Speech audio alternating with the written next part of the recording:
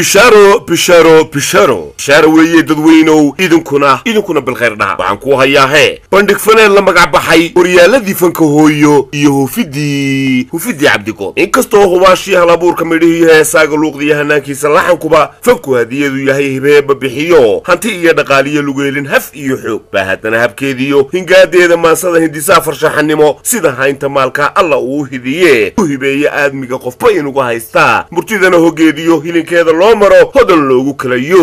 kala horeeya bal haddaday allah waxaanse ku hayaahe horyaaladii fanka hooyo iyo hufidii cabdigood waxa taa hareertaal sida hadalka qaawani afka ugu habboonayn hawraarta curintana xarafyada horgalaha qaafiyad hareer mara ee horseeda deelqaaf hidaha iyo diintana midnaba aan hagoognayn waa laga hiraayo aad baa looga hubiya aduu waxaanse ku hayaahe horyaaladii fanka hooyo iyo hufidii cabdigood anigu waxaan garan waayay waxa inanka dhalinyarada ah ee iga yar ama ninka weyne ila da'da ah iyo wixii kasi yar ee heesa samaynaya ay wax fawaaxisho oo aakhiradoodan u xul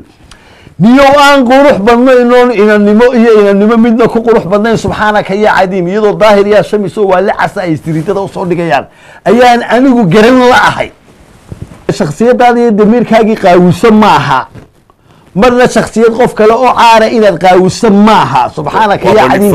ay ku soo bandhigayaan dhammaanba fanaaniinta ku dhaqan dalkaasi UK haddii ay tahay dhinaca heesaha murtida madadaalada majaajilada iyo weliba miisaamidda fanka falanqaynta heesaha iyo faahfaahinta habka tuduca iyo curinta ereyada oo kugu farayaraysan doono cabdigood abees haddaba bandhig faneedkan oo laga dhigi doono magaalooyinka ugu waaweyn dalkaasi UK ayaa isweydiintu waxa ay tahay goormaa la dhigayaa golo heesa laga dhigayaa qiimi heesa lagu gelaya intaba waxaad kaga bogan doontaa hadba goobta laga dhigaayo shaashada hortaada ka muuqata